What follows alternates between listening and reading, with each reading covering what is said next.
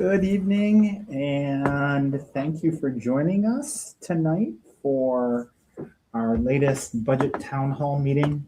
My name is Jesse Harper. I'm superintendent of schools for Newfield, and I'm joined by Perry Gorgon, our school business official. I'll probably say the same things a couple times. Like, you can ask questions during this process. Whether you're on Facebook or YouTube, if you put a comment into the video, it'll actually pop up for us. So feel free at any point to ask questions. This will remain on Facebook and YouTube, so if you know somebody that wanted to join us tonight but couldn't, it'll be there. I'm going to take a quick tour before we jump in, just highlighting our budget development webpage on our district website. So everything we talk about is on here.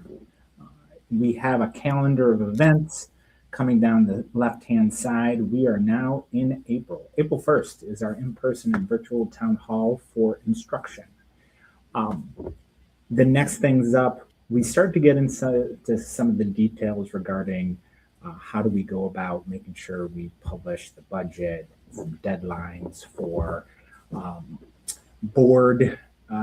school board candidates. Like, that's the 20th. I think it's important to remind everybody that if you would like to run for the school board, you can pick up a pamphlet from Lori Owens in the district office.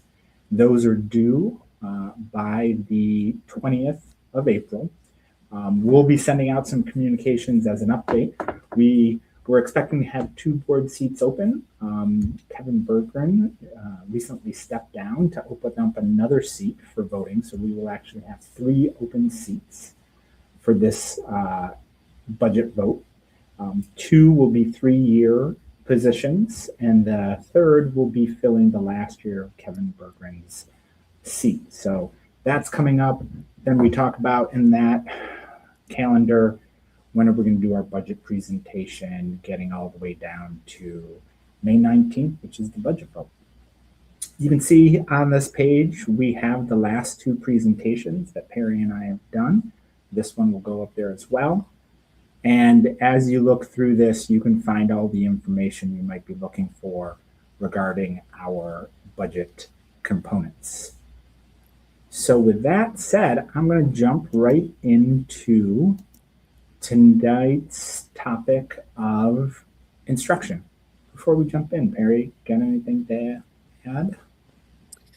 I do not. Thanks very much for attending or listening in, and we look forward to your questions and comments. I did fail to point out, so our next board meeting is April 9th, so that's next Thursday. During that board meeting, we will be talking about 3 major categories. Obviously, we are going to review the entire budget at that point, because that is the last meeting prior to the board voting to approve the projected budget on April 22nd. So we're going to be talking about the entire budget. Where are the increases per budget? Why are they increasing? We're going to be talking about how do we calculate our tax levy cap. And we'll also be talking about what is the projected impact on tax bills with our projected tax levy increase. So those are the 3 main subjects for this coming Thursday in the Board of Education meeting. The last board meeting, we got a little bit out of order, but at the last board meeting, we discussed the instructional budget.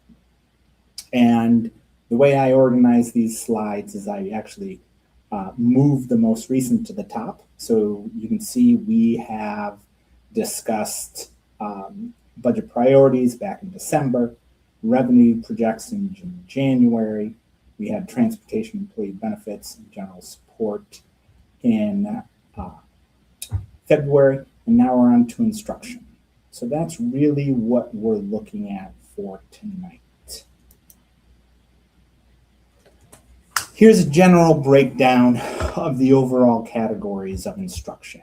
And if I'm not going to jump back out now, but on that budget website, it actually has the full detail of our instructional budget. And so these are just the major categories, going from curriculum development, supervision in regular school, down to summer school, pre-K, health services, and the last one in the instruction budget is the athletics. So it gives you an idea of the overall changes. The other part that I have been adding to all of the budget pieces or the budget discussions is looking at what is the overall percent of the total budget. So here you can see that instruction is 51% of Newfield's total budget. And that makes sense. When we've talked about transportation and employee benefits, debt service, and then general support, those 4 budget categories go to support the instruction, why we show up every day. And so it makes sense that instruction is the largest portion of our budget. That is the way it's supposed to be. So 51%, I'm going to hand it over to Perry to talk about what we wanted to do is if you look at this general overview, there are some very minor changes. Total supervision changing by $3,000. But then you have other changes that teaching in the regular school, that's $481,000 increase. So why are those things happening? And so the next 2 slides break it down into which ones are decreasing, the top 5 decreases, and then the next slide will be the top 5 increases. So I will help Perry out here. I'll click through, but I'm going to let him go through like why are these changing? So why is pre-K changing the way it is? Thanks, Mr. Harper.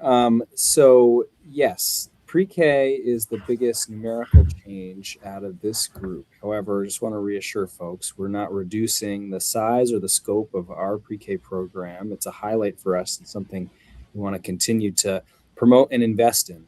However, what is happening, and this is a good thing, is that the state of New York is looking at increasing the funding that they provide to districts for pre-K services, and they do that through a grant. So when they increase the funding, when we're paying for our pre-K program out of a grant, it gets accounted for in a separate fund that we have just for grants. So the fund that we're talking about here when we talk about the instruction budget is the funds that the public votes on, which is the general fund. So all of the support and instruction and transportation and benefits, that gets accounted for in the general fund, which our public reviews and votes on. Grants are separate. They're in the special aid fund. Some people call it the federal fund. That's what the F is for. And so it'll be out of this budget. It does not mean the program is going away or reducing. If anything, it's going to actually lead to hopefully more slots one day in the future. So that's what's happening with pre-K. It's going to be accounted for in the federal fund, the F fund.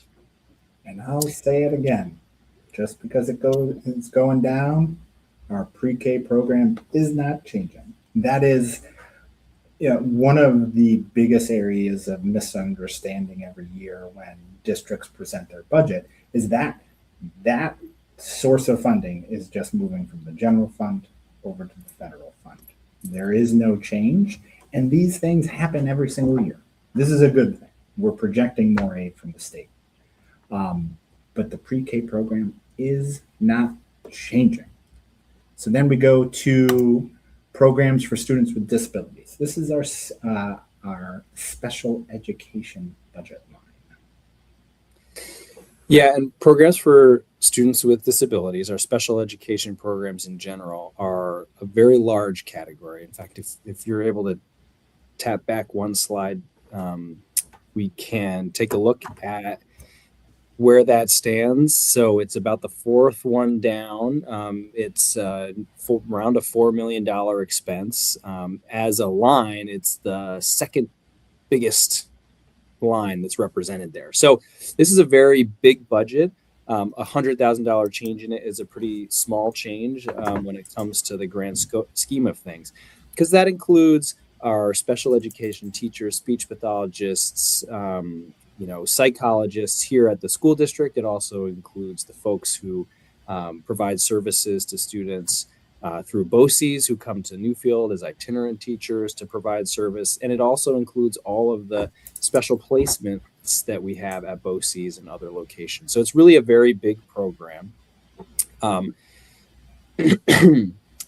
Ultimately, the substantial thing that's changed from last year this year that we're projecting into next year is slightly fewer out of district placements for students. And these placements are very intensive, so they are often very expensive. This could really be ultimately a change of only 1 or 2 students that would account for a difference of $100,000. So that's what's happening with programs for students with disabilities budget. Next up, we have total pupil personnel services. Special schools is going down by $61,000. So typically this line that's designated special schools references programs that don't happen at the school district itself. It really is for those out of district placements. We've had staff scheduled, budgeted in that spot for quite some time. It's one of those things as you review a $25 million budget annually. Every year, something's going to stand out as being in a place that it really ought not be. This position is not going anywhere. In fact, you'll see it on the next slide as an addition to a different line. It's going to be budgeted in 2810, which is the code for guidance council guidance, which is what all of our guidance counselors, all the rest of them are, and all of them should be budgeted in the same category there. So just a category change for that position, not really a reduction at all.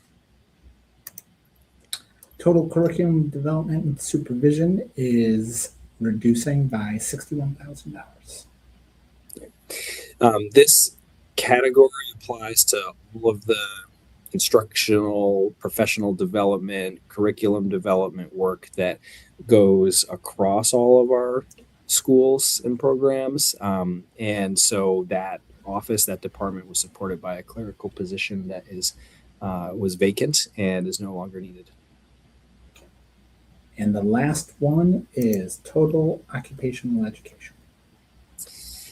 Occupational education is a specialty where they provide Medicaid eligible health services to students who need them. Typically, we have not had a full-time job's worth of work for that position. We've gone through BOCES to get a part-time person. The scope of that work is expanding. We're eager to provide these services to more students. And as I mentioned, it is billable to Medicaid. Now, one of the interesting things about BOCES is just the way that the sharing works, often bringing something in-house, even increasing from 4 days a week to 5 days a week, which is the difference between 4 days a week is what we had before. We call that 0.8 FTE, 80% of the week, to 1.0, 100% of the week, can cause a reduction in the cost, even though the salary might be exactly the same. Just a question of how the share works and how the benefits work and all that kind of thing. All right, so we just talked about the top 5 decreases. We're going to jump over to the top 5 increases. And so again, I'll let Perry go through. So the first one we have is a $60,000 increase to summer school. So we have, ever since opening the program with pandemic era funds, found our summer school program to be very effective. As folks may remember, we elected to add $60,000 to the budget last year to the local fund, the general fund budget last year in order to keep the summer school after the federal grants expired. Great opportunity for students. We are able to level up and do one better now, which is one, going through BOCES for the same summer school programming. It'll be here at the district, but we'll work with BOCES and through BOCES in order to essentially make that program shareable, aidable. And by doing that, we can also expand. So if we're getting aid on the $60,000 program that we're already budgeted and planned to do, now we're adding another $60,000 specifically to evolve this and improve the quality of the secondary summer school offerings, a more intensive program, a deeper dive in the summer for students to recover credit, and that will go through BOCES as well. So this increase will be offset by state aid for BOCES services next year. One of the things that we're going to be talking about this week at the board meeting and then highlighting in our budget newsletter and then also our budget meeting is the fact that we've done a lot of work to transition costs where possible into BOCES programs so they generate aid. And roundabout, our BOCES aid is around 75%. So a program cost after aid is only costing the district 25%. So that's why, reinforcing what Perry said, taking some of these programs that were put in place with COVID funds, we're transitioning them to BOCES, which then allows us to generate the aid and makes them much more cost effective. And there's a couple areas that we're doing that with. So it's one of those, how do we maintain the really strong base that the Board of Education administration have built over the last couple of years, putting the district back in strong financial standing? How do we maintain that while also improving upon programs, and using BOCES aid is one of the ways that we can do that. And I'm really excited about the ways that we've identified already this school year. So then we have total school library and audio visual, $61,000. School library and audio visual is not strictly speaking an increase. Folks may remember last year in budget times, we were considering a transition from TST services provided by TST BOCES to those provided by GST BOCES. As a result of that, there wasn't a budget number to enter at the time. And so the number that was entered was a very low estimate. So part of this is reflecting costs that were already planned, although we didn't have a number to put to them. And part of that is an increase that GST experienced in some of their own costs. So the way that program works, for example, is rather than each district trying to get a contract with a library database, for example, separately, GST gets one big contract with that library database and shares it amongst all the districts. So GST contracts with those databases. Some of those costs really have experienced an increase. They share their quotes and their information with us. And we saw that that's a part of the increase as well. And for some of you, you're going to ask, okay, we are part of the TST BOCES, and that's the cooperative services. We are in TST BOCES, so why are we talking about GST BOCES? Well, right south of us is the border of GST BOCES. And also, throughout our budget, we cross-contract with different BOCES programs across the state.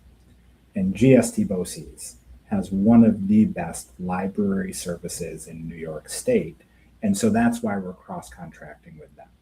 It is the quality of the program, and they are a much larger library service, so they have more buying power, which gets Newfield more. Next up, computer-assisted instruction, an increase of $87,000, Perry. Assisted instruction covers quite a bit of ground as well. It covers hardware and software related to the educational programs. In this case, the increase is significantly driven by renewal contract increase costs. Again, a lot of times we're going through BOCES for this, so these costs are aidable, but nevertheless, if there's a 30% increase from the vendor, going to BOCES, then we're going to experience that increase as well. So that's the lion's share, I would say, of the computer assisted instruction increase. Just like everybody else, we are seeing increases in all of our costs. Next up, guidance regular school increasing by $100,000. So as we mentioned a few minutes ago, a little over 60,000 of that is directly attributable to the change of that one position from the special school category to the regular school category. And the other portion is the cost of the clerical support for that department being allocated within that same category. So ultimately, there's no program change or substantial difference in the guidance programming. That increase is recoding of some existing costs. And last, teaching regular school, an increase of $481,000. Yep. So, of course, all of the teaching association staff have contractual raises already sorted out, and we're working with the CSEA on their contractual raises. So contractual raises are a big part of this section of the budget. This is a lot of staff wages that are represented in the teaching regular school section. And then the other big costs are BOCES costs that are not for special education. They also fall into the teaching regular school category. So some of their programs that are not special education, like CTE or the P-TECH program, are represented here. And so the few of the things that stand out outside of the contractual raises are doing a program with SUNY Cortland around literacy interventions, which we will get BOCES aid on, and also additional P-TECH slots from students who moved into the district mid-year. So we pick up those costs when they become our residents. And again, the teaching in regular school, that increase of nearly $500,000 outside of debt service, which is our building projects, that will be the single largest increase across our budget. And it makes sense. We are here to instruct, so that teaching in regular school should be one of the largest increases year to year. So that lines up with how our budget works and where our priorities are. Last up, we just wanted to share a couple of the improvements we're looking to make. So there's two positions that we're examining whether or not we want to bring back to the district. And these are BOCES positions. The first one is our English language learners position. These are students that need help with English language. And then there's also OT, which we contract as well with BOCES. And the reason we're thinking about bringing these back is that the value add in bringing one of these or both of these positions back. For instance, one of the possibilities if we bring back ELL is that we may be able to start instruction in Spanish earlier, for instance, in the elementary school. So we're always examining those positions, as Perry said, to talk about if we bring them back, is it cost effective? And also, what are the increased benefits? So these are two things, the ELL and OT we're looking at. We're going to continue looking at it through this process, but we wanted to highlight them here as possibilities. So Perry, do you want to talk about the other two? Yeah, so early college access and Portland. So I spoke a little bit about the Portland one. This is a really unique opportunity for the district, having a literacy professor work directly with the district to design and implement literacy interventions, and use those to provide professional development to our staff, and also it will be open to staff in throughout the region. So we'll be paying a cost for that upfront, just in terms of the contract for that person to be here, but we'll get state aid because it's a share. We'll get state aid on that. And early college access, I think folks are familiar with it by another name that's suddenly escaping my brain. Dual enrollment.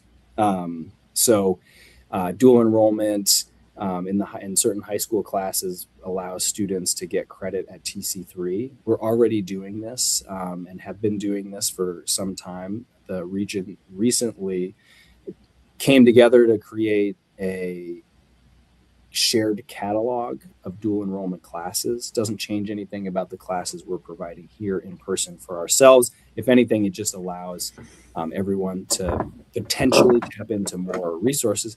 But again, by sharing and increasing the pool, this means that it becomes an expense that's aidable. So we will be working through BOCES for that.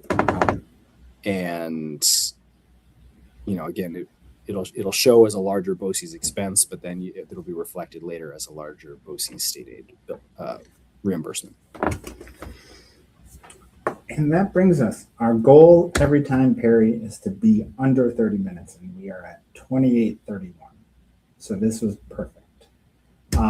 We want to thank you for joining us tonight, and this will be up on Facebook and YouTube. We have further conversations coming up on the 9th and the 22nd, and then our budget hearing. If we need to do more of these, we will. We want to make sure that we get this information out. So for those of you who joined us, thank you for spending some time with us, and we're all set. Thank you, Perry. Thanks, everyone.